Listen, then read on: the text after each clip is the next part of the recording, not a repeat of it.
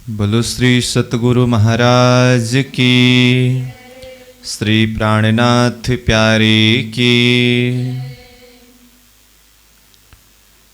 ताथे महमत कहे ए मोमिनो, क्यों कहे जुआ इन देह।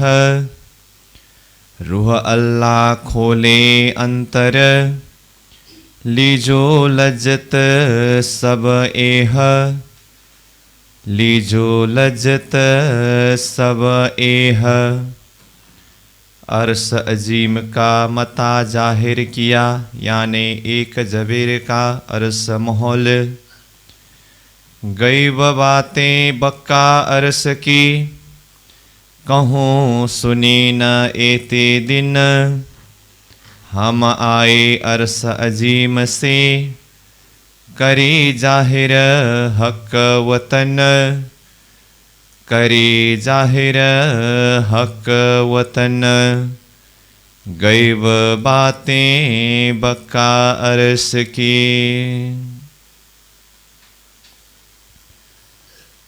अक्षरातीत धामधनी श्री राज्य के असीम अनुकंपा के द्वारा तारतम सागर दिव्य वाणी अंतर्गत परिक्रमा ग्रंथ के ऊपर हम चिंतन करते आ रहे हैं। अब तक 31वें प्रकरण के चौपाइयों के ऊपर हम चिंतन कर आए। तो अभी के इस कक्षा सत्र में हम 32वें प्रकरण को प्रारंभ करने जा रहे हैं। तो यह प्रकरण में कहा, विषय शीर्षक में ही अरस अजीम का मता जाहिर किया। अरस अजीम यानी कि परमधाम। तो परमधाम का मता, मता मतलब संपत्ति, धन, वैभव, खजाना जाहिर किया। कहाँ जाहिर किया? यहाँ खेल के बीच में तारतम के द्वारा। तो फिर कहते हैं यानी एक जबीर का अरस महल। तो जबीर का अरस महल परमधाम को यहाँ खेल के बीच में जाहिर किया। तो जागरण के ब्रह्मांड में तारतम के द्वारा परमधाम किस तरह से जाहिर किए, ये भाव, फिर परमधाम की शोभा, वहाँ की आनंद, वहाँ की सुख, उसको ये प्रकरण के द्वारा चिंतन कराया है। तो बाकी हम चौपाई को प्रारंभ करते हैं। चौपाई के द्वारा ही जैसे जैसे प्राणनाथ जी हमें चिंतन को कराएंगे उस हिसाब से आगे बढ़ेंगे। तो चौपाई को देखें। गैब बातें बक्का अरस की, कहूँ सुनी न एते दिन। हम आए अरस अजीम से, करे जाहिर हक वतन। तो कहा ना, ये खेल के बीच में ये परमधाम को जाहिर किया है। तो इसीलिए कहा गैब बातें बक्का अरस की। गैब छुपी हुई, रहस्यमय, जो अब तक कभी भी जाहिर नहीं हुआ था, परमधाम की यह सुख अथवा परमधाम, तो उसको गैब बातें कहा। तो परमधाम अंदर की ये बातें गैब बात है, रहस्यमय बात है। बक्का अरस की, अखंड परमधाम की बातें। कहूँ सुनी न एते दिन। यहाँ संसार के बीच में कहूँ कभी भी और कहीं भी, सुनी न एते दिन। एते दिन मतलब इतने दिन तक। इतने दिन तक मतलब कितने दिन तक? एते दिन त्रैलोक में होती बुद्ध सुपन्न, सो बुद्ध जी बुद्ध जागृत ले प्रगटे पुरी नौतन्न। तो परिक्रमा ग्रंथ के दूसरे प्रकरण में मंगलाचरण में ही ये चौपाई आया ना। तो वहाँ एते दिन, जब तक जागृत बुद्धि, अद्वैत बुद्धि, परमधाम की वो अक्षरातीत की आवेश शक्ति धरती में अवतरण नहीं हुए, उससे पहले संसार में जो सपना का बुद्धि के द्वारा ही सारी बातें, संसार की ही बातें जाहिर हो रहे थे। तो वही जो एते दिन यानी कि तारतम धरती में अवतरण न होने तक कभी भी कहीं भी ये बक्का अखंड परम धाम की गुज्य बात नहीं सुने थे। हम आए अर्स अजीम से। अब ये तारतम के माध्यम से धनी हमें ये समझा रहे हैं, ये परिचय दे रहे हैं कि हम ब्रह्मप्रिया सखियाँ आत्माएं आए अर्स अजीम से, परमधाम से, यहाँ संसार में खेल देखने के लिए आए। करे जाहिर हक वतन, तो हक वतन अखंड परमधाम को ही धनी ने हमारे समक्ष, हमारे बीच में, यहाँ खेल के बीच में ही जाहिर किया अथवा जाहिर कर रहे हैं। तो ब्रह्मात्माओं के खेल में आने से पहले ये परमधाम के विषय में किसी को शुद्धि नहीं था, और ब्रह्मात्माओं के खेल में आने के बाद भी आत्माएं तो आकर के भूल गए। जब तक स्वयं धाम धनी ने तारतम के द्वारा इस भेद को, इस रहस्य को खोल करके नहीं बताए, तब तक तो ब्रह्मात्माओं को भी शुद्धि नहीं हुई। इसीलिए यह गुज्य बात है, रहस्यमय बात है। तो इसको वाणी के माध्यम से इस तरह से खेल के बीच में जाहिर कर रहे हैं। दुनिया 14 तवक की, सब दौड़े बुद्ध माफक, सुरैया को उलंग के, किन पाया न बक्का हक। अब धामधनी की कृपा के द्वारा परमधाम जाहिर हुआ, तो उससे पहले यहाँ धरती की स्थिति क्या हो रही थी? तो किसी को भी परमधाम परमात्मा क्यों प्राप्त नहीं हुआ? तो कहा दुनिया 14 तवक की, सब दौड़ी बुद्ध माफक। 14 लोक ब्रह्मांड की दुनिया मतलब जो कोई भी है, सब दौड़ी बुद्धि माफक, अपनी अपनी बुद्धि माफक दौड़ लगाए। अब परमात्मा प्राप्ति के ही लक्ष्य लेकर के दौड़ लगाए, तो कोई कर्म मार्ग में दौड़ लगाए तो वो स्वर्ग तक पहुँचे, कोई उपासना मार्ग के द्वारा वैकुंठ तक पहुँचे, कोई फिर ज्ञान मार्ग के द्वारा निराकार तक पहुँचे। तो बुद्धि माफक अपने अपने हिसाब से दौड़ लगाने वाले अपने अपने समझ, अपने अपने परिश्रम के हिसाब से अलग अलग स्थान तक पहुँचे, परंतु शून्य को उल्लंघ के आगे कोई नहीं जा सका। इसलिए कहते हैं दुनिया 14 तबक की, सब दौड़े बुद्ध माफक, अपनी अपनी बुद्धि माफक दौड़े। सुरैया को उल्लंघ के, किन पाया न बक्का हक। यहाँ सुरैया शब्द प्रयोग किया। ये सुरैया शब्द का अर्थ ज्योति स्वरूप। तो ज्योति स्वरूप को उल्लंघ करके मतलब ज्योति स्वरूप को नांग करके वहाँ से आगे बढ़ करके कोई भी नहीं जा सके। तो कहा कि न पाया न बक्का हक, अखंड परमधाम और अखंड परमात्मा को किसी ने भी प्राप्त नहीं कर सका। अब ज्योति स्वरूप का स्थान कहाँ है, ये तो विराट विषय के द्वारा हम जानते हैं। जैसे स्वप्निक जगत के अंदर 4 पुरुष के स्थूल शरीर अंतर्गत 14 लोक ब्रह्मांड, अष्टावरण, फिर उसके ऊपर ज्योति स्वरूप है, फिर उससे भी ऊपर तो और देखे तो गायत्री है, महतत्व, इच्छा शक्ति, फिर 4 पुरुष का धाम है। ये सब को चारों तरफ से आवृत करके फिर पंचमी क्षर समष्टि, महाशून्य समष्टि है जो नीत का आवरण है।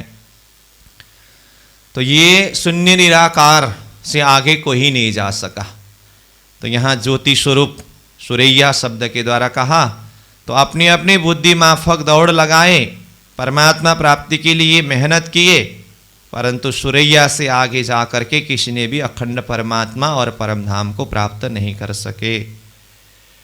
पढ़ पढ़ वेद कतेब को, नाम धरे आलम, येती खबर किन ना परी, कहाँ साहेब कौन हम। तारतम अवतरण होने से पहले की स्थिति यहाँ बता रहे हैं। बहुतों ने वेद पढ़ा, कतीब पढ़ा, पढ़ मतलब पढ़ करके, एक बार नहीं, 2 बार नहीं, कई बार पढ़े वेद कतीब को पढ़ करके। नाम धरे आलम, आलम मतलब विद्वान, ज्ञानी, तो ज्ञानी नाम धराए, विद्वान कहलाए। एती खबर ना परी, विद्वान तो नाम कहलाए, परंतु इतना भी खबर नहीं पड़ा, इतना भी शुद्धि नहीं हुआ कि कहाँ साहेब कौन हम। साहेब यानी कि परमात्मा कहाँ है और मैं कौन हूँ, न तो परमात्मा को जान सका न तो अपने आप को जान सका। किसकी बात कर रहे हैं? कई बार निरंतर वेद को पढ़ने वाले, कतीब को पढ़ने वाले और ज्ञानी कहलाने वाले, ये सब किसी को भी स्वयं अपने विषय में भी और परमात्मा के विषय में भी कोई शुद्धि नहीं रहा। फिर आगे कहते हैं ऊपर तले माहे बाहिर, ये जो कादर की कुदरत सो कादर काहू न पाइया, जिनके हुक्मे ये होवत। वास्तव में ये संसार में देखिए, चाहे ऊपर, ऊपर मतलब यहाँ मृत्युलोक से ऊपर के लोक में देखिए, तले मृत्युलोक से तले के लोकों में देखिए, माहे 14 लोक ब्रह्मांड समग्र में देखिए, बाहर कहने से 14 लोक ब्रह्मांड से बाहर भी देखिए, तो सब तरफ ये जो भी व्याप्त है ना, ये जो कादर की कुदरत, कादर सामर्थ्यवान परमात्मा की कुदरत, ये मायावी शक्ति के द्वारा विस्तार हुआ यह जगत है। मतलब ये सारा सृष्टि जगत जो दृश्य में दिखाई दे रहा है, दृश्यमान जगत है, ये सारा कादर की कुदरत यानी कि सामर्थ्यवान परमात्मा की मायावी शक्ति का विस्तार है। अब ये परमात्मा की मायावी शक्ति का विस्तार है, ये तो कई लोग कहते हैं, परंतु यह शुद्धि नहीं है। सो कादर काहू न पाइया, वो कादर सामर्थ्यवान परमात्मा जिसके द्वारा यह जगत बना हुआ है, जिसके शक्ति से यह जगत संचालित है, वो कादर सामर्थ्यवान परमात्मा को काहू न पाइया, किसी ने भी प्राप्त नहीं कर सका। जिनके हुक्मे ये होवत, जिस परमात्मा के हुक्म के द्वारा ये संसार बना हुआ है, जिस परमात्मा की सत्ता से ये संसार, ये जगत अभी तक टिका हुआ है, ऐसे सामर्थ्यवान परमात्मा को किसी ने भी जान नहीं सका। ये गुज्ज भेद जो गैव का, पाया न 14 तबक, कथ कथ सब खाली गए, पर छुटी न काहू सक। तो देखिए 5वें नंबर चौपाई में कहा ये गुज्ज भेद जो गैव का, अब किसी को भी पता नहीं चला, तो ये तो गुज्ज हुआ ना, गोप्य, और भेद मतलब इसका रहस्य, और गैव मतलब वो छुपा हुआ। गुज्ज अथवा गैव एक ही अर्थ वाली है। तो ये जो परमात्मा की बातें जो छुपी हुई अभी तक किसी को पता नहीं चला, ये रहस्यमय जो बातें हैं, पाया न 14 तबक, 14 लोक ब्रह्मांड के किसी को भी प्राप्त नहीं हुआ। अब खोज ही नहीं किया हुआ इसीलिए प्राप्त नहीं हुआ। कहे तो ऊपर ही चौपाई में आया, दुनिया 14 तबक की सब दौड़ी बुद्ध माफक, अपनी अपनी बुद्धि माफक सब दौड़ लगा रहे हैं। फिर पढ़ पढ़ वेद कतीब को नाम धराए आलम, तो वेद कतीब को पढ़ करके विद्वान कहलाए। तो खोज ही नहीं किया, प्रयास ही नहीं किया, इसीलिए प्राप्त नहीं हुआ, ऐसी बात नहीं है। बहुत खोजी किया, बहुत मेहनत किया, परिश्रम किया, परंतु इसको किसी ने भी जान नहीं सका, समझ नहीं सका। पाया न 14 तबक, 14 लोक में किसी को भी ये प्राप्त नहीं हुआ। कथ कथ सब खाली गए, कहने के लिए तो परमात्मा के विषय में बहुतों ने बहुत कुछ कहा। कथ कथ मतलब कह कह करके खाली गए, लेकिन हाथ में कुछ आया नहीं। तो कहने के लिए बहुत सारे शब्दों के द्वारा कहा, लेकिन खाली क्यों गाया? तो स्वप्न की बुद्धि के द्वारा सब अड़कल के आधार पर ही कहा। वास्तव में उसको जान करके, समझ करके, हृदय को दृढ़ बना करके वो बेशक इल्म के आधार पर नहीं कहा है ना। तो अड़कल के द्वारा कहने से तो अब खाली हाथ ही तो होना है, हाथ में तो कुछ आने वाला नहीं है। इसलिए परमात्मा के विषय में कहने वालों ने बहुत कुछ कहा, लेकिन स्वयं कहने वाले भी खाली हाथ गए। कथ कथ सब खाली गए, पर छूटी न काहू शक। कहने के लिए तो बहुत ज्ञान कहा, परंतु कहने वाले स्वयं का शक यानी कि शंका, भ्रांति वो छूटा नहीं। ये तले लाम कान के चार चीजें जिमी आसमान, ज्यों कबूतर खेल के आखर फना निदान। महामती प्राणनाथ जी अवतारतम के दृष्टि पर ये जगत के रूप को बता रहे हैं। ये तले लाम कान के, लाम कान यानी कि शून्य निराकार महाशून्य समष्टि, जो पंचमी क्षर समष्टि भी कहते हैं, वहाँ से तले पाताल तक यानी कि पाताल से लेकर के महाशून्य समष्टि तक, ये तले लाम कान के, ये सब शून्य निराकार के अंदर ही उसके ही तले है, जिसके अंदर क्या क्या है? चार चीजें जिमी आसमान, ये जमीन आसमान सब के बीच में ये शून्य निराकार के तले चार चीजें, चार चीज मतलब चार तत्व। वैसे तो पांच तत्व कहे जाते हैं, आकाश, वायु, अग्नि, जल, पृथ्वी, लेकिन यहाँ चार चीजें मतलब आकाश तत्व को छोड़ करके वायु, अग्नि, जल और पृथ्वी, ये चार तत्व है। कतीब ग्रंथ में चार तत्वों के ही विषय में चर्चा होता है, तो यहाँ चार तत्व, चार चीजें। और जिमी आसमान, जमीन और आसमान के बीच में जो कुछ भी है, मतलब सृष्टि के अंदर जो कुछ भी दिखाई दे रहा है, ये क्या है? ज्यों कबूतर खेल के, जिस तरह से खेल का कबूतर होता है ना, तो वाणी में प्राणनाथ जी ने ये परिक्रमा ग्रंथ में भी पहले भी ये जगत का, ये संसार का वर्णन करते हुए कबूतर खेल के, ये खेल के कबूतर की तरह कहा, यहाँ भी वही बता रहे हैं। तो ये जगत में जो भी दृश्यमान पदार्थ है, ये सारा क्या है? ज्यों कबूतर खेल के, जैसे कि खेल का कबूतर है, जादू वाला का कबूतर, थोड़ी देर में दिखाई देता है और थोड़ी देर में फिर कुछ भी नहीं रहता है। ऐसे ही यह संसार जगत लामकान शून्य निराकार के तले जो भी ये चार तत्व अथवा यहाँ पांच तत्व ही समझना चाहिए, पांच तत्व रूप में आसमान जिमी के बीच में व्याप्त है। ये क्षण भर में दिखाई दिया है, पल भर में मिटने वाला है। तो प्रलय के विषय तो हम जानते हैं, तो इसीलिए इसको ज्यों कबूतर खेल के कहा। आखर फना निदान, आखर यानी कि अंतिम में, फना नाश, निदान निश्चय ही। तो क्या हुआ अर्थ? अंतिम में जाकर के प्रलय काल में ये निदान निश्चय रूप में ही ये नाश होने वाला है।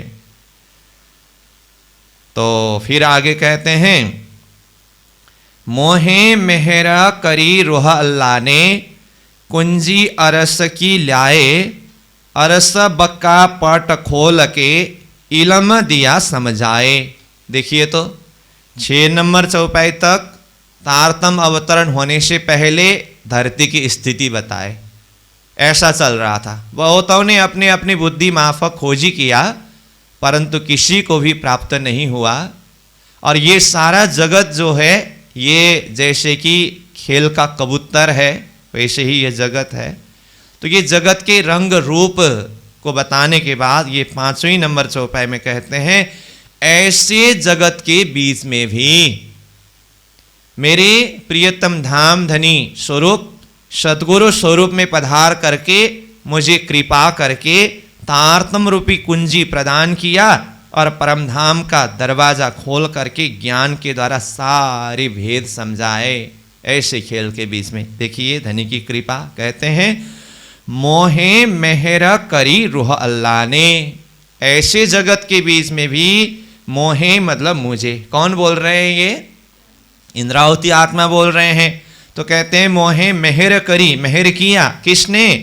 रूह अल्लाह ने, रूह अल्लाह सतगुरु स्वरूप ने। कैसे मेहर किया? कुंजी अरस की ल्याए, परम धाम की चाबी, तारतम रूपी चाबी ला करके मेरे ऊपर कृपा किया। तो चाबी ला करके कैसे कृपा की? और खुलासा करके कहते हैं, अरस बका पट खोल के, सदगुरु महाराज ने परम धाम की ये तारतम रूपी कुंजी चाबी ले आए और उसी चाबी के द्वारा अरस बक्का अखंड परम धाम पट, जो अभी तक पर्दा के अंदर थे, मतलब अब किसी ने उस अज्ञान रूपी दरवाज़ा को खोल करके आगे वो अखंड परम धाम को जान नहीं पाया, तो बीच में ये पर्दा के अंदर ही था ना, इसलिए पट मतलब वो पर्दा। तो ये पर्दा को खोल करके अखंड परम धाम को जाहिर किया। अरस बक्का पट खोल के, तो अरस बक्का अखंड परम धाम का, पट मतलब पर्दा, तो पर्दा मतलब यहाँ दरवाजा। तो अखंड परम धाम का दरवाजा खोल करके इल्म दिया समझाए, फिर मुझे ये तारतम ज्ञान प्रदान करके, दिया मतलब दिया, दे करके समझाए, ये सारे भेद रहस्य सदगुरु महाराज ने समझाए। तो इल्म दिया समझाए के अंदर तो सदगुरु महाराज ने इंद्रावती आत्मा को जो कुछ भी समझाए बताए, जो वाणी के माध्यम से जो कुछ भी बातें जाहिर किया है, ये सब इल्म दिया समझाए इसके अंदर आता है। और इंद्रावती के हृदय के अंदर समझ की गहराई देखे तो वो तो और कई गुना ज़्यादा है, क्योंकि स्वयं प्राणनाथ जी कहते हैं ना, अंतर आत्मा अंतर हृदय जितना अनुभव करती है वो सारा जुआन में नहीं निकलता है। तो ये वाणी भी उसी तरह से इंद्रावती के हृदय के अंदर तो वो बहुत सागर सा भरा पड़ा है, जितना धनी के हुक्म के द्वारा ये वाणी के रूप में जाहिर हुआ वही बहुत कुछ है। तो इस तरह सदगुरु स्वरूप के द्वारा तारतम रूपी चाबी ला करके ये इल्म ज्ञान मुझे प्रदान करके परम धाम का दरवाजा खोल करके मेरे ऊपर कृपा किया। इस तरह धनी की कृपा को यहाँ पर बताते हैं। गिरो उतरी लैलत कदर में, कहा तिन में का है तो, खोल दे पट अरस का, ज्यों आए मिले तुझको। अब इंद्रावती आत्मा भाव से ये भाव को यहाँ प्रस्तुत कर रहे हैं।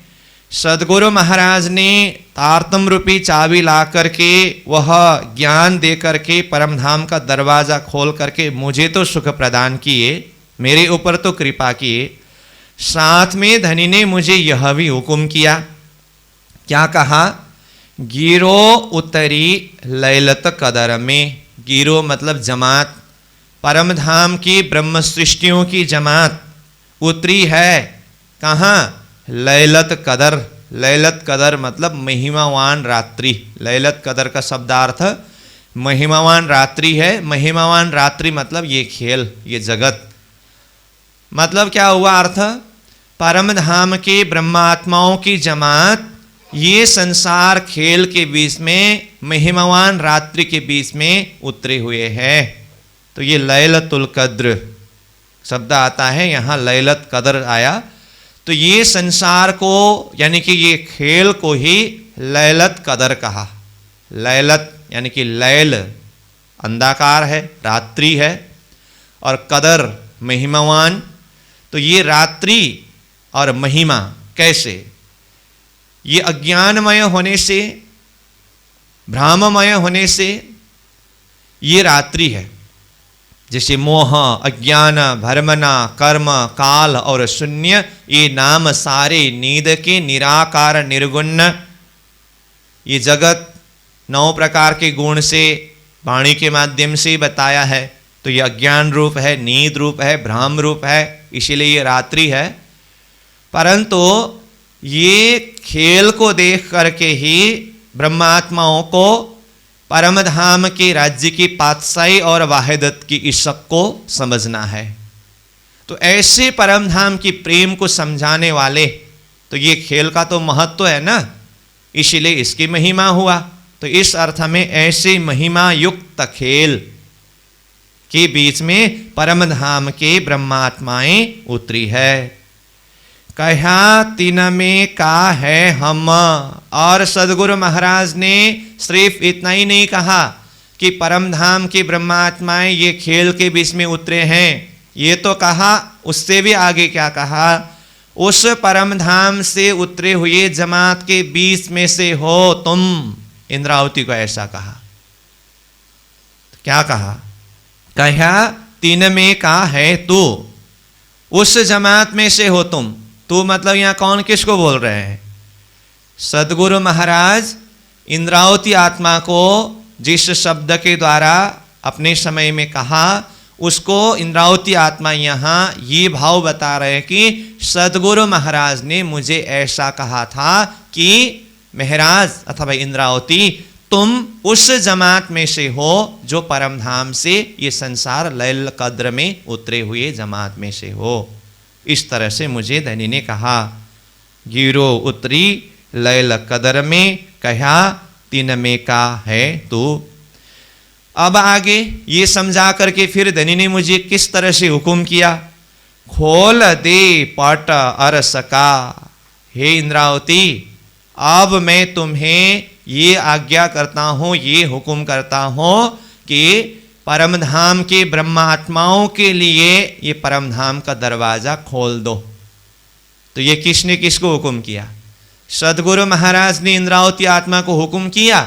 वो बात इंद्रावती यहाँ पर याद करके जाहिर कर रहे हैं कि धनी ने मुझे इस तरह से हुक्म किया, खोल दे पट अरस का, ज्यों आए मिले तुझको, जिसमें कि सारी आत्मा आकर के तुम्हारे साथ मिल जाए और सारी आत्मा परम धाम में धनी के चरण शरण में पहुंच जाए। तो ये है। तो मंगलाचरण में भी ये भाव चौपाई में आया ना, रोशनी किल्ली दई हमको, यों कर किया हुकुम, खोल दरवाजे पार के, इत बुलाए लीजिए सृष्टि ब्रह्म। वही भाव यहाँ ये प्रसंग में भी चल रहा है। धामधनी स्वरूप सदगुरु महाराज ने तारतम रूपी कुंजी चाबी ला करके पहले तो मुझे ही ज्ञान के द्वारा जगाए, फिर वो तारतम रूपी चाबी मुझे प्रदान करके ये हुक्म किए कि परम धाम की ब्रह्मात्माओं के लिए ये परम धाम का दरवाज़ा खोल दो और सबको परम धाम में श्री राज जी के चरण शरण तक ले आओ। तो इस तरह से ये भाव बताया। अब इसमें भी देखें तो वैसे सदगुरु महाराज को वो दर्शन देने वाला स्वरूप अक्षरातीत धामधनी की आवेश शक्ति है ना, वो स्वरूप ने भी यही हुक्म किया था कि तुम परम धाम से आए हुए सुंदरबाई सखी हो और तुम अकेले खेल में नहीं आए हो। 12,000 आत्माएं सब परम धाम से खेल में खेल देखने के लिए आए हैं, आकर के भूल गए हैं। अब मैं तुम्हें ये बीज तारतम प्रदान करता हूँ और इसके माध्यम से खेल में भूले हुए सभी आत्माओं को जगा करके परम धाम तक ले आना। फिर श्री देवचंद्र जी महाराज ने पूछा, धनी वो आत्माएं कहाँ है, किस तरह से मिलेंगे? तो फिर दर्शन देने वाला स्वरूप ने क्या कहा, मैं भेजूँ तमाम, मैं सबको तुम्हारे पास भेजूँगा। निस्वती सनमंदी आत्मा जो है वो अपने आप आ जाएंगे। तो इस तरह से हुक्म किया। तो उसी हुक्म को शिरोधार्य करते हुए सुंदरबाई सखी अथवा उनके हृदय धाम में धनी की आवेश शक्ति विराजमान होकर के 34 साल तक ये तारतम की प्रकाश को प्रकाशित किया, 313 आत्माओं को जगाए। अब वही हुक्म फिर सदगुरु महाराज इंद्रावती आत्मा को कर रहे हैं अथवा इंद्रावती आत्मा को किए। तो कहा कि हे इंद्रावती, अब ये कुंजी तारतम रूपी कुंजी को ले लो और परम धाम की आत्माओं के लिए परम धाम का दरवाज़ा खोल दो, सारी आत्माओं को जगा करके परम धाम ले आना। तो ये दोनों स्वरूप ने दोनों आत्माओं को हुक्म किया, ये भाव है। परंतु यहाँ इंद्रावती आत्मा अपने ऊपर धनी ने किस तरह से कृपा की और धनी ने किस तरह से हुक्म की, वो भाव को यहाँ बता रहे हैं। तो कहा, खोल दे पट अरस का, ज्यों आए मिले तुझको, जिसमें परम धाम की संबंधी आत्मा आकर के तुम्हारे साथ स्वयं मिलेंगे।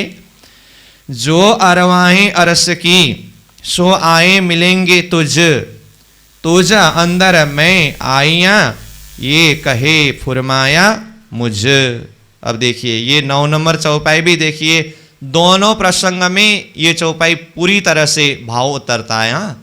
दर्शन देने वाला स्वरूप ने सुंदरबाई सखी के लिए और सदगुरु स्वरूप ने इंद्रावती सखी के लिए, ये दोनों प्रसंग बिल्कुल बराबर एक ही प्रसंग है ना। तो इसीलिए ये इंद्रावती आत्मा अपनी तरफ से अपने ऊपर धनी की कृपा के हिसाब से ये जाहिर कर रहे हैं और यही बात स्वयं सुंदरबाई के ऊपर भी घटी हुई है।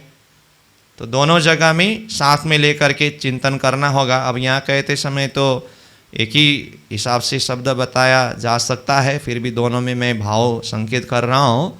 तो चौपाई को देखिए, जो अरवाएं अरस की, जो भी परम धाम की आत्माएं हैं ना, वो आत्माएं सो आए मिलेंगे तुझ। वो परम धाम की आत्माएं आकर के तुझ मतलब तुम्हें अथवा तुम्हारे साथ स्वयं आकर के मिलेंगे। ये किसने किसको हुक्म किया? दर्शन देने वाला स्वरूप ने सुंदरबाई को, फिर यही हुक्म सदगुरु महाराज ने इंद्रावती को। तुझ अंदर मैं आया। अब धनी ने कहते कहते यहां तक कहा कि तुम्हारे अंदर ही आकर के मैं बैठ जाऊंगा।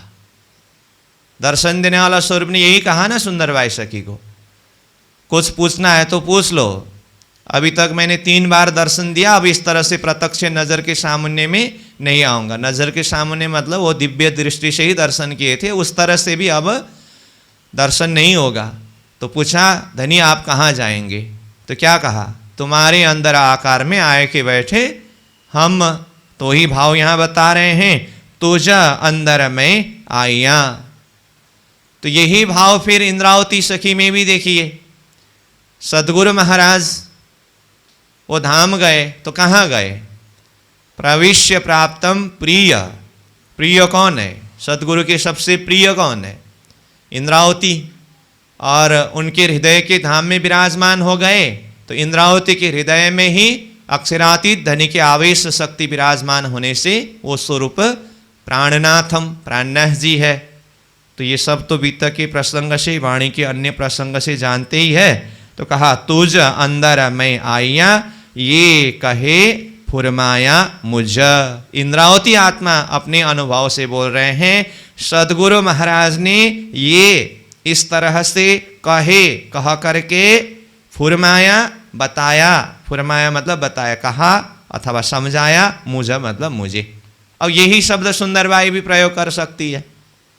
दर्शन देने वाला स्वरूप धनी ने ये कहे फुरमाया मुझ, इस तरह से कह करके समझाया मुझे। क्या कह करके? तुझ अंदर मैं आइया, तुम्हारे अंदर भी मैं आऊँगा अथवा बैठा हूँ। तो ये दोनों में बराबर देखना होगा। कि न कायम अरस न पाइया, ये गुज रही थी बात, अब तो उम्मत जगाए अरस की, बीच बक्का हक जात। ये तारतम अथवा धनी की आवेश शक्ति, ये स्वरूप जो ये जाहिर कर रहे हैं, ये जाहिर होने से पहले संसार की स्थिति कैसी थी? कहा कि न कायम अरस न पाइया, किसी ने भी कायम अरस अखंड परमधाम न पाया, प्राप्त नहीं किया। परमधाम को किसी ने प्राप्त कर सका? नहीं कर सका ना। तो इसलिए किसी को भी प्राप्त नहीं हुआ था। ये गुज रही थी बात, ये बात, ये परमधाम की बातें गुज रही थी, गोप्य ही रहा था। किसी को भी जब पता नहीं है तो वो रहस्यमय है, गुज्य है। तो इसीलिए यहाँ प्रारंभ में ही गईव बात बक्का अरस की करके कहा। तो गुज्य बात जो अभी तक जाहिर नहीं हुआ था, अब कहते हैं अब तो उम्मत जगाए अरस की, बीच बक्का हक जात। अब ये वाणी को जाहिर करके, परमधाम की गुज्य बात को जाहिर करके, परमधाम से आए हुए उम्मत ब्रह्म सृष्टियों की जमात है ना, उसको जगाओ। अब तो उम्मत जगाए अरस की, अब तुम अरस की परमधाम की उम्मत जमात को जगाओ। कौन किसको बोल रहे हैं? दर्शन देने वाला स्वरूप सुंदरबाई को। और यही भाव फिर सदगुरु महाराज इंद्रावती को, ये भाव इंद्रावती अपने अनुभव से, धनी ने मुझे इस तरह से हुक्म किया था, ये भाव जाहिर कर रहे हैं। और कहते हैं बीच बक्का हक जात। बीच बक्का अखंड परमधाम के हक जात ब्रह्मात्माओं की जमात, जो खेल में ब्रह्म सृष्टि के रूप में आए हैं, उन उम्मत को जगाए मतलब जगाओ। तो इस तरह से हुक्म किया। तो कैसे जगाएं? ये गुज्य बात, गैव बात, परमधाम की बातें जाहिर करके। तो इसका अर्थ क्या हुआ? परम धाम से आए हुए ब्रह्मात्माओं को जगाने के लिए परम धाम के ही गुज्य बात को खोल करके बताने से, समझाने से उन आत्माओं की जागनी होगी। तो ब्रह्मात्माओं की जागनी परम धाम की वाणी से ही होगी। तो उसके लिए गुज्य बात जाहिर करके परम धाम की आत्माओं को जगाओ, धनी ने ये हुक्म किया। अगर परम धाम की वाणी के बिना, जागृत ज्ञान अद्वैत बुद्धि के ज्ञान के बिना ही परम धाम को जान लेते तो फिर तारतम अवतरण होने से पहले ही जानना चाहिए था। नहीं जान पाए क्यों? तो उसकी क्षमता ही नहीं है, ताकत ही नहीं है। इसीलिए परम धाम की आत्माओं को जगाने के लिए वाणी को जाहिर किया है। तो फिर आगे कहते हैं, और करी मेहरा मोहम्मदे अंदर बैठे आए, कई विधा करी बक्का रोशनी, सो इन जुआ कहीं न जाए। इंद्रावती आत्मा सदगुरु महाराज ने मेरे ऊपर किस तरह से मेहर किया, कृपा किया, ये तो बताए। और साथ में कहते हैं सदगुरु महाराज की कृपा तो है ही, साथ में मेरे ऊपर मोहम्मद साहिब उन्होंने भी कृपा किया है। और करी मेहरा मोहम्मद स्वरूप ने भी मेरे ऊपर कृपा किया। अंदर बैठे आए, वो शक्ति भी मेरे अंदर आकर के बैठा हुआ है। देखिए तो इंद्रावती के हृदय धाम के अंदर कौन कौन सी शक्ति है? श्री धनी जी को जोश, आत्म दुल्हीन, नूर, हुकुम, बुद्ध मूल वतन, ये 5 मील भई महामत, वेद कतेब पहुँचे शरत।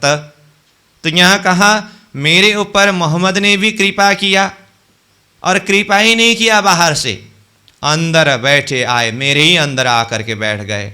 तो ये पंच शक्ति के प्रसंग में हुकुम शब्द आया ना, तो ये हुकुम मतलब हुकुम के स्वरूप रसूल मोहम्मद साहिब के रूप में आए हुई जो शक्ति, ये भी महामती प्राणनाथ जी अथवा इंद्रावती के हृदय के अंदर विराजमान है।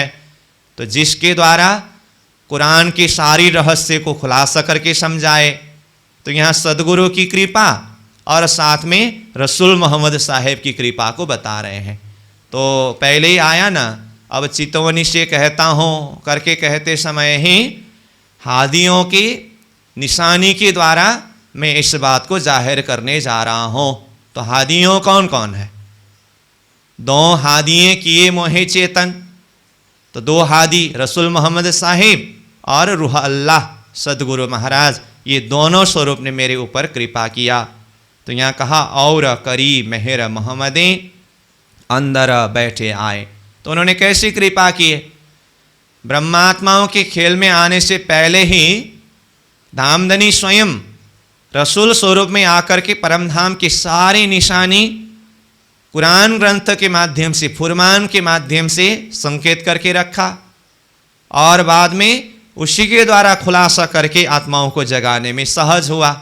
क्योंकि यहाँ धरती में भूले हुए आत्माओं को जगाने के लिए तो प्रमाण भी तो चाहिए।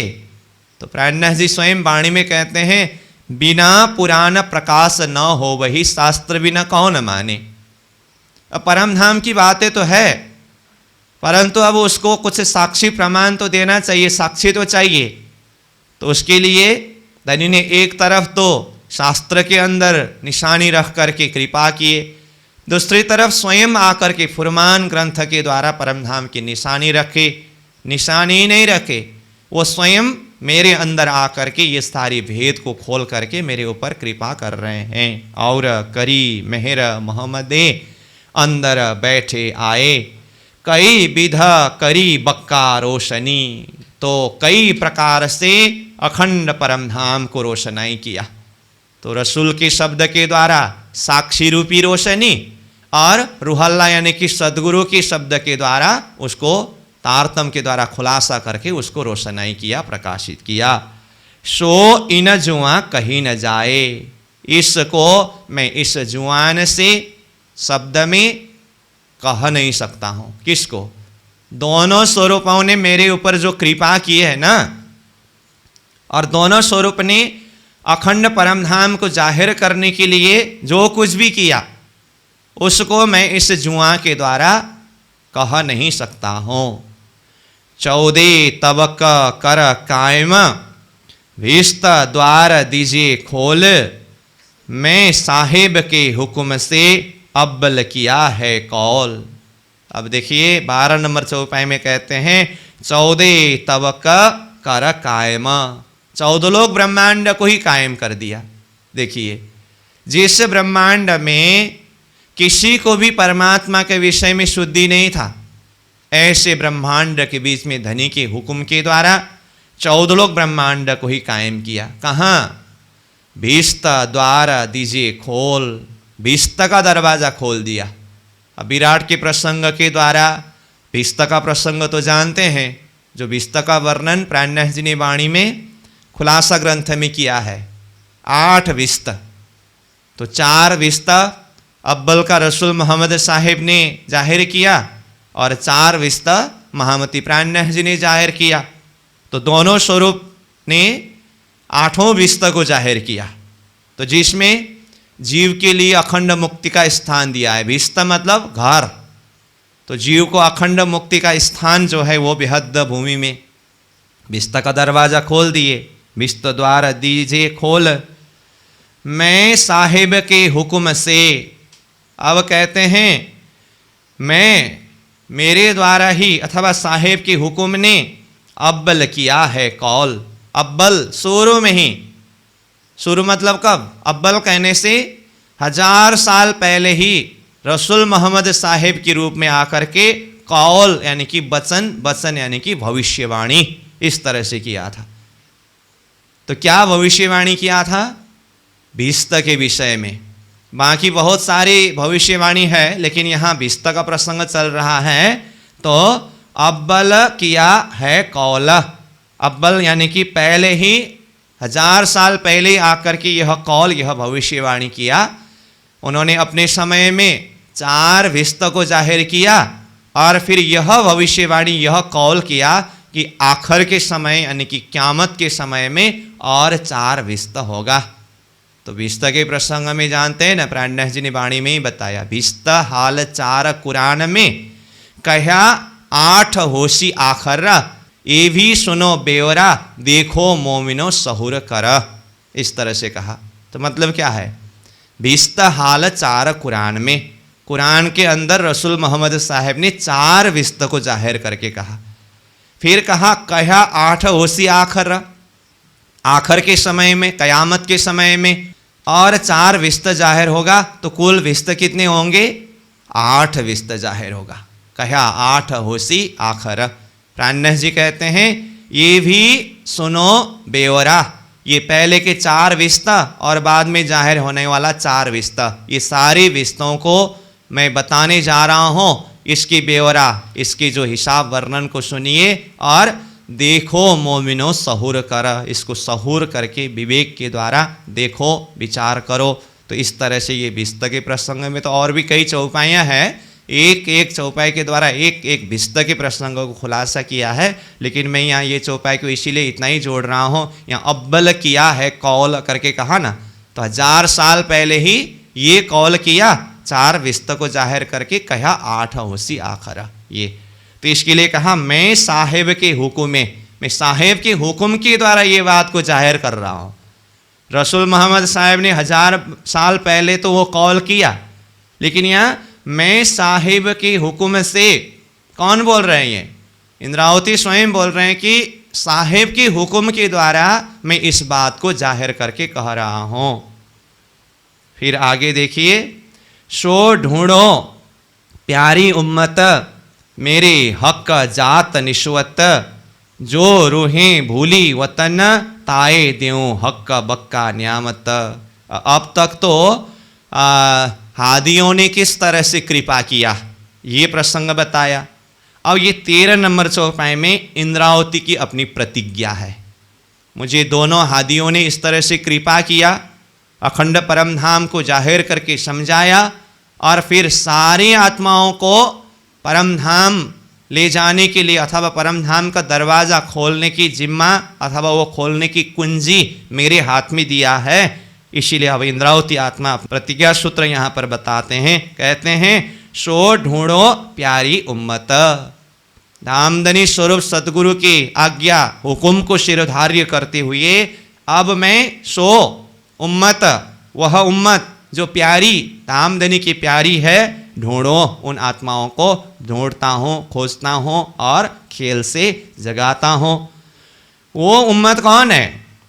मेरे हक का जात निस्वत, मेरे प्रियतम धाम धनी हक श्री राज्य के जात, हक जात ब्रह्म सृष्टि की जमात है, और निस्वत मतलब मेरे निस्वती आत्मा है, धाम की निस्वती आत्मा है, श्री राज्य के अंगना हक जात है, इसीलिए उन्हें जगा करके परम धाम तक ले जाना मेरा कर्तव्य है।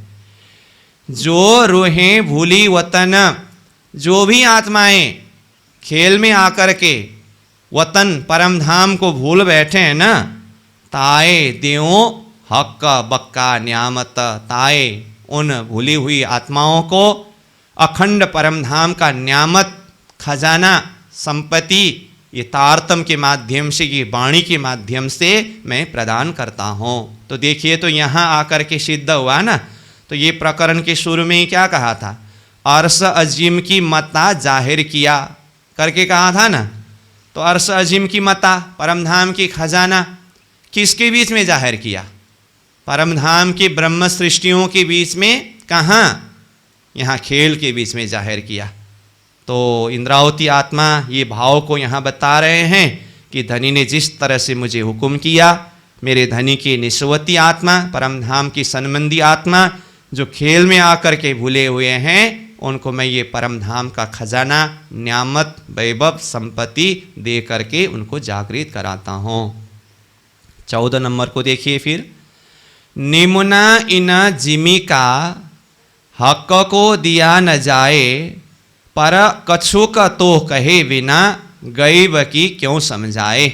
निमुना मतलब उदाहरण, दृष्टांत। इन जिमी का, यह स्वप्निक जगत, नश्वर जगत, संसार के कोई भी वस्तु, कोई भी विषय को उदाहरण के रूप में प्रस्तुत करके हक परमात्मा के साथ में तुलना नहीं कर सकता वास्तव में। निमुना इन जिमी का हक को दिया न जाए, हक को दे नहीं सकते हैं, क्योंकि ये संसार तो झूठा है और परमधाम अथवा हक परमात्मा सच्चा है। तो झूठा और सच्चा के बीच में पट अंतर, जो पहले भी कहा ना, सांच और झूठा के बीच में कितना अंतर है? जितना दिन और रात्रि में अंतर है अथवा फर्क है, ऐसे ही परमधाम और संसार के बीच में बिल्कुल ही अंतर है। यहाँ का कोई भी चीज़ उदाहरण के रूप में प्रस्तुत कर ही नहीं सकते। फिर भी अब क्या करें, कुछ उदाहरण दिए बिना समझाना भी तो मुश्किल है। इसलिए कहते हैं पर कछुक तो कहे बिना, कुछ तो उदाहरण के रूप में, नमूना के रूप में इसे कहे बिना गैब की क्यों समझाए। गैब वो गोप्य रहस्यमय छिपी हुई बात, परमधाम की बात किस तरह से समझाऊं। इसलिए समझाने के लिए कुछ तो उदाहरण देना पड़ेगा। अब आगे कहते हैं, ज्यों जड़ाव एक महल है, जवेर जड़े कई संग, कुंदन माहे शोभित नए नए अनेक रंग। अब इस तरह से ये परमधाम जाहिर करने की, गुज्य बात जाहिर करने की बात किए, तो अब उसको जाहिर करने के लिए फिर भाव परमधाम के महल, मंदिर, वहाँ के नंग, वहाँ की जवेर, उसको यहाँ जाहिर करके समझा रहे हैं। ज्यों जड़ाव एक महल है, मानो कि एक जबरात से जड़ा हुआ महल है।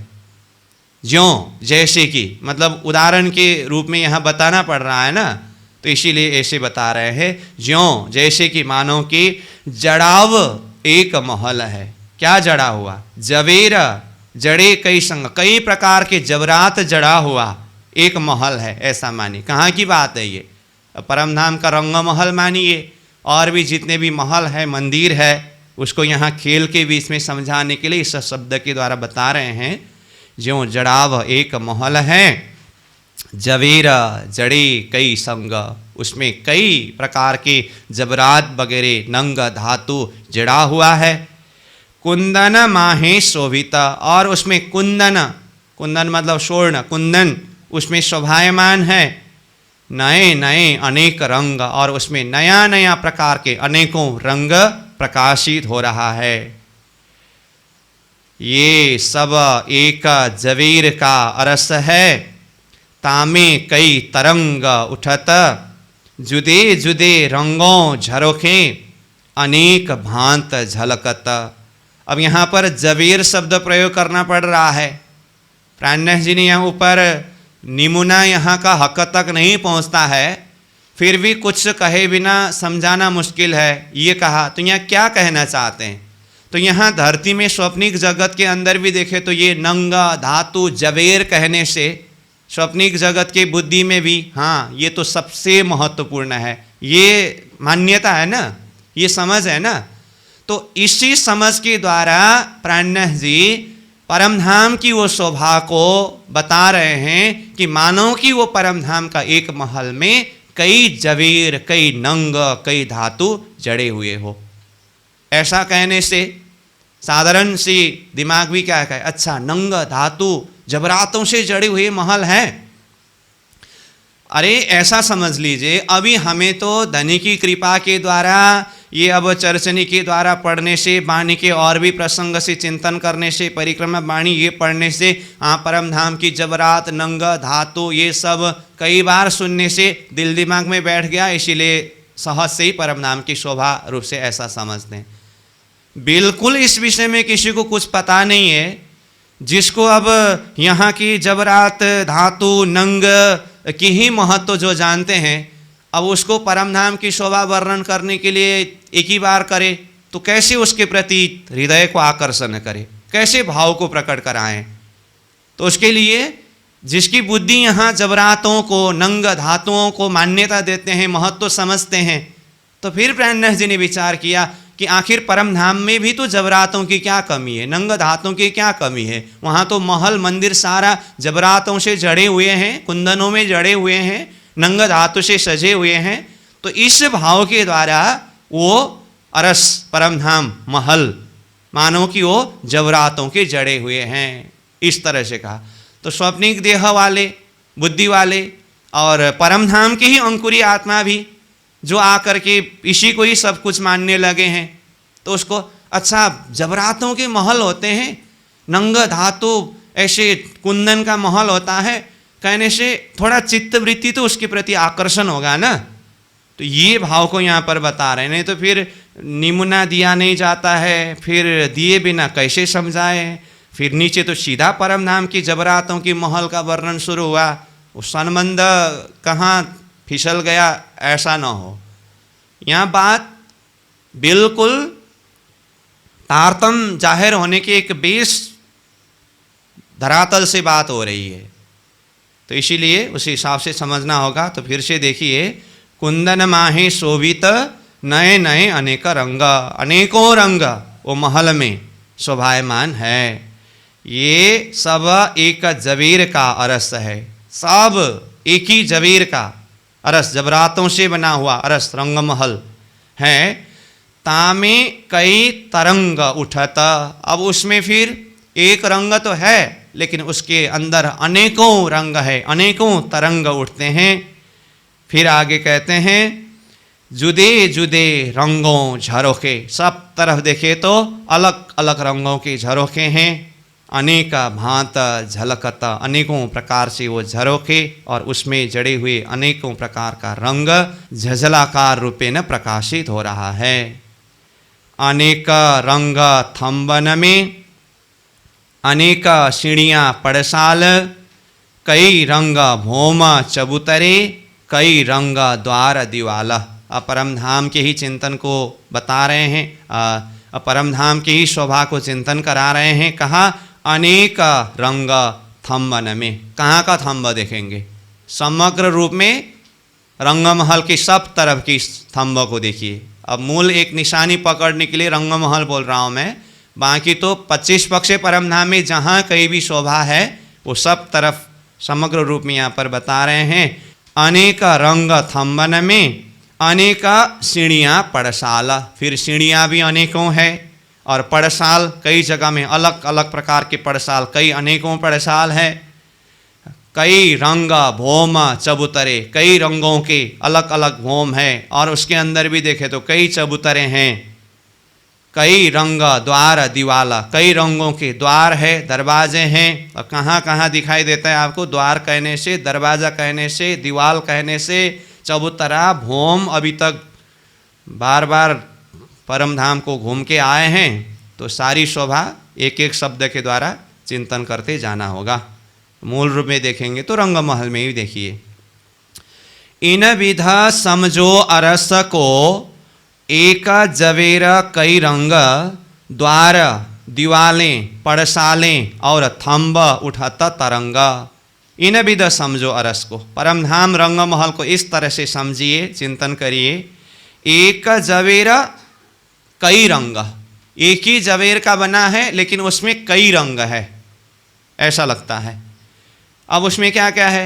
द्वार, दीवालें, द्वार मतलब दरवाजा, दीवालें मतलब दीवाल, पड़सालें पड़साल, और थंबा उठता तरंग, और थंबों से उठता तरंग, नूर की किरणें उठ रहा है। जीता जैसा रंग चाहिए तहाँ तैसा ही देखत, ना समारे नए किन ना पुराने पेखत। तो ये परमधाम की सारी शोभा को देखें तो अब कहाँ तक कई रंगों के वर्णन करते रहे, इसीलिए कहा जीता जैसा रंग चाहिए। जहाँ पर जैसा रंग शोभायमान होता है, जैसे रंग चाहिए, तहाँ तैसा ही देखता, वहाँ पर वैसा ही रंग दर्शन होता है, ऐसा ही रंग शोभायमान है। और कहते हैं ना समारे नए किन, न तो वहाँ पर कोई नया सजाया हुआ है, बनाया हुआ है। कहने का अर्थ वहाँ पर किसी ने नया बनाया सजाया ऐसा नहीं है, वो स्वयं सिद्ध है। यहाँ धरती में कई प्रकार से अपनी कला के द्वारा नया बनाते हैं, सजाते हैं ना। तो परमधाम के ये मंदिर, थंबा, दीवाल, दरवाजे, जो भी शोभा है, ऐसा किसी ने सजाया हुआ बनाया हुआ ऐसा नहीं है। इसीलिए कहा ना समारे नए किन, किसी ने नया बनाया नहीं है, सजाया नहीं है। ना पुराने पेखता, न तो वो कभी पुराना ही दिखाई देता है, पेखता मतलब देखता, न तो कभी पुराना ही देखता है। इसका मतलब क्या है? वो सदा सर्वदा नित्य निरंतर एक रस में वो अखंड वर्तमान रूप में शोभायमान है। वो सत है ना, सत, तो सत मतलब जो कभी भी परिवर्तन नहीं होता है, तो सदा सर्वदा एक रस में, एक आनंद में, एक शोभा में युक्त है, ऐसा है। जवेरा जुदे जुदे शोभित अनेक रंग अपार, एक जवेर को अरस है ज्यों रंग रस बन विचार। जवेर जुदे जुदे शोभित, अलग अलग प्रकार की जवरात धातु नंग शोभायमान है। अनेक रंग अपार, एक एक में अनेकों अपार रंग शोभायमान है। एक जवेर को अरस है, मानो कि एक जवेर का अरस है। जैसे एक हीरे का अरस है कहा ना, तो एक जवेर का अरस है, ऐसा दर्शन होता है। ज्यों रंग रस बन विचार, जिसमें कि कई तरह के जो बन, जिसमें कई रंग है, कई रस है, उसको विचार करके देखिए, समझिए। तो आगे फिर कहते हैं बना सबे एक रस है, कई रंग वृक्ष अनेक, रंग रस स्वाद जुदे जुदे, कहाँ लो कहूँ विवेक। अब अरस यानी कि महल का वर्णन किया, फिर साथ में वन की शोभा भी बता रहे हैं। तो क्या कहा? वन सबे एक रस है, वन में भी सब एक रस। एक रस कहने से अब वो शोभा देखते समय एक समान शोभा और एक रस आनंद प्रदान करने वाले हैं, एक ही प्रकार की शोभा सुंदरता से सुसज्जित है। कई रंग वृक्ष अनेका, अब कई रंगों के अनेकों वृक्ष है। फिर अब उन वृक्षों में देखिए, फिर उसमें लगे हुए फल है, रंग रस स्वाद जुदे जुदे, उसका रंग अलग अलग है, रस अलग अलग है, स्वाद अलग अलग है, जुदे जुदे मतलब अलग अलग। कहाँ लो कहूँ विवेक, उसको मैं विवेक से शब्द में कहाँ तक वर्णन करूँ। हर जाते कई वृक्ष हैं, रंग रस निर्मल नेक, स्वाद अलेखे अपार है, पर असल बन रस एक। हर जात कई वृक्ष है, हर जाति के अलग अलग जाति के कई वृक्ष हैं। रंग रस निर्मल नेक, एक से एक नेक अच्छा सुंदर निर्मल रंग है, रस है। स्वाद अलेख अपार है, अब उसके स्वाद देखेंगे तो अपार है, कोई उसका हिसाब नहीं हो सकता है, अलेख है। तो पर असल बन रस एक, परंतु सब में एक रस एक शोभा युक्त है। तो इस तरह से ये 22 नंबर चौपाई तक हुआ। अब ये बन की ही शोभा फिर आगे अरस रंगमहल के चारों तरफ गिरदवाए में बन की शोभा है, और वहाँ से भी आगे बढ़ कर के फिर ये सारा शोभा बन के ही वर्णन कर रहे हैं। तो उसको हम अगले सत्र में चिंतन करेंगे। प्रसंग तो एक ही भाव से चल रहा है, लेकिन समय को देखते हुए ये 22 नंबर चौपाई को दोहरा करके अभी विश्राम करते हैं। हर जाते कई वृक्ष है, रंग रस निर्मल नेक, स्वाद अलेखे अपार है, पर असल बना रस एक, पर असल बना रस एक।